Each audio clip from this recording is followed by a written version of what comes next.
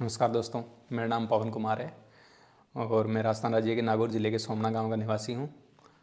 मेरे पिताजी एक ट्रक ड्राइवर थे और मेरा हाल ही में यूपीएससी द्वारा आयोजित सिविल सर्विसेज एग्ज़ाम 2021 यानी आईएएस परीक्षा 2021 में 551 रैंक के साथ सिलेक्शन हुआ है। दोस्तों, सिलेक्शन के बाद से ही बच्चों के मेरे पास कॉल आ रहे थे कि सर हम कैसे प्रिपरेशन करें और किन किन चीज़ों में ध्यान रखें। सिविल सर्विसेज एग्ज़ाम काफ़ी डिफ़िकल्ट एग्ज़ाम है, तो बच्चों और भी बहुत सारी क्वेरीज आ रही थी कि सर हम 10th में हैं, कैसे तैयारी करना है, 12th में हैं, ग्रेजुएशन के साथ कैसे तैयारी करें, जॉब के साथ। तो आप सब लोगों के जो क्वेश्चंस थे उनको आंसर करने के लिए मैंने एक डिसाइड किया कि एक यूट्यूब चैनल ओपन कर लेता हूँ और जो भी आपके क्वेरीज है, आप जो भी आपके क्वेश्चंस है, तो उन सबको मैं यहीं पे आंसर करूँगा।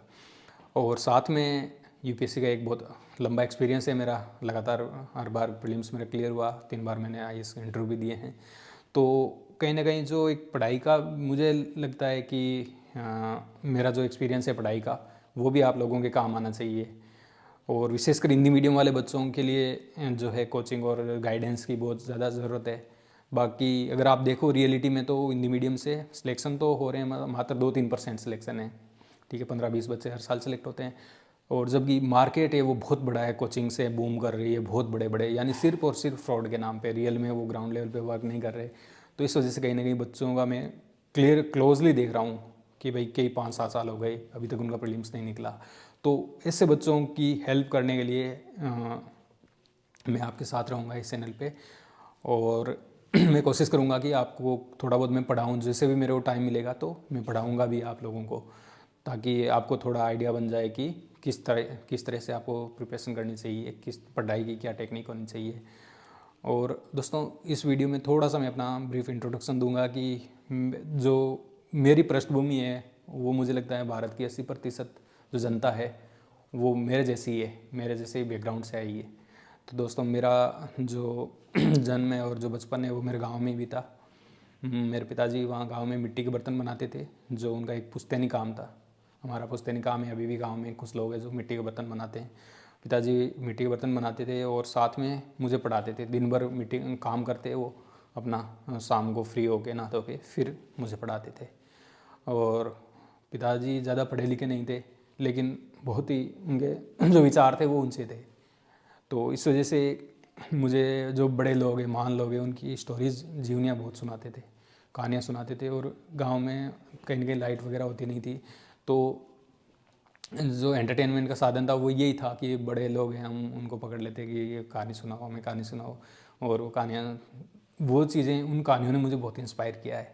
अभी भी जैसे डॉक्टर अम्बेडकर की मुझे कहानी याद है कि कैसे वो स्ट्रीट लाइट के नीचे पढ़ के आईएएस बने, या जो संविधान निर्माता बने, या लाल बहादुर शास्त्री की कहानी, ठीक है, कि कितनी गरीबी से ऊपर उठे और भारत के प्रधानमंत्री बने। हेलन केलर की स्टोरी कि कैसे वो ना देख सकती थी, ना सुन सकती थी, ना बोल सकती थी, उसके बावजूद वो एक उन्होंने पूरी पढ़ाई लिखाई की और एक महान शख्सियत बनी। तो इन स्टोरीज से मुझे ये प्रेरणा मिली कि मैं भी कुछ करूं लाइफ में, कुछ बड़ा अचीवमेंट करूं और इसलिए कुछ बड़ा करूं। पढ़ाई मुझे बहुत अच्छा लगता था पढ़ना, और कहीं ना कहीं पापा मुझे लगातार मोटिवेट भी करते थे। स्कूल के टीचर्स थे वो भी कहते थे कि ये आगे जाएगा।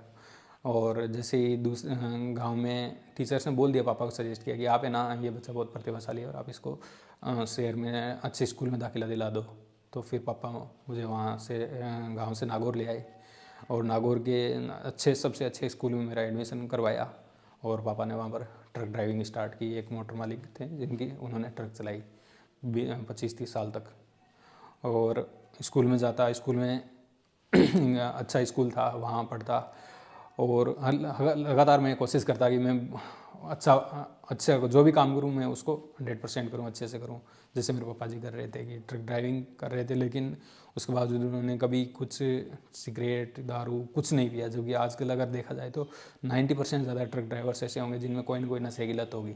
लेकिन मेरे पिताजी मुझे हमेशा नशे से बचने की प्रेरणा दी और मोटिवेट किया। उनकी लाइफ का उनको देख के कहीं ना कहीं मुझे महसूस होता कि हाँ, मतलब पिता क्या होता है, हम उसको एक अनुभव कर सकते हैं कि कितने वो सेक्रीफाइस किया है उन्होंने।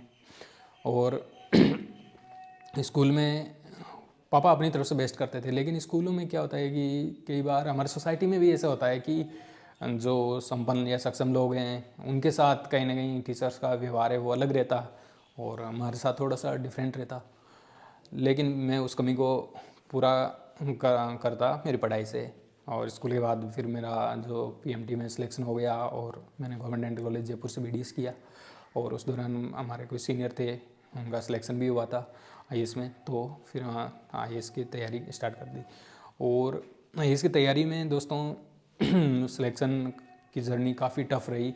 और मैं ये मानता हूँ कि जो भी हिंदी मीडियम के बच्चे हैं उनके साथ दिक्कत यही आती है सभी के साथ कि हमारा जो बैकग्राउंड है वो ज़्यादा स्ट्रॉन्ग नहीं होता, हिंदी मीडियम अच्छा कंटेंट अवेलेबल नहीं होता, कोचिंग्स में भी क्या है कि ज़्यादातर फ्रॉड होता है कि आप देखो सिलेक्शन ही कोई 20-25-30 जनों के सिलेक्शन होते हैं, फिर वो इतने सिलेक्शन कहाँ से चाहते हैं।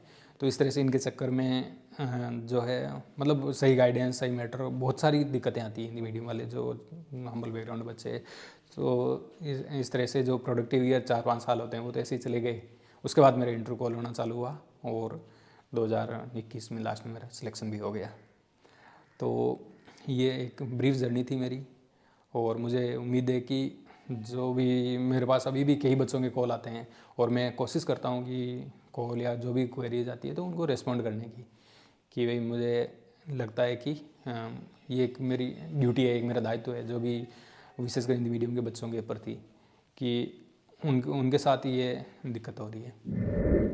तो दोस्तों मेरी स्टोरी है कि कैसे एक बहुत ही बिलो नॉर्मल जो है वो उस परिवार से मैंने देश की सबसे प्रतिष्ठित परीक्षा, ट्रक ड्राइवर के बेटे से आईएएस की जो परीक्षा है, सबसे प्रतिष्ठित परीक्षा, उसको क्रैक किया, सबसे कठिन परीक्षा को। अगर मैं कर सकता हूँ तो आप लोग भी कर सकते हो इस चीज़ को। और इसी उद्देश्य से मुझे भी जो है इसकी प्रेरणा मिली। एक गोविंद जायसवाल सर है, उनका सिलेक्शन हुआ था, तब हेडिंग आई थी रिक्शा चालक का बेटा बना आईएएस।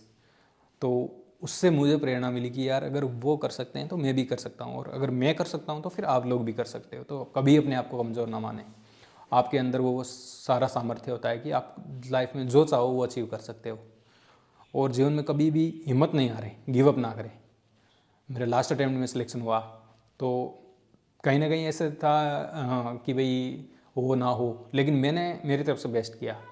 मेरा ये कर्तव्य था कि मैं अच्छे से जो मैंने हाथ में काम लिया इसको पूरा करूं, और लास्ट मोमेंट तक मैंने गिव अप नहीं किया।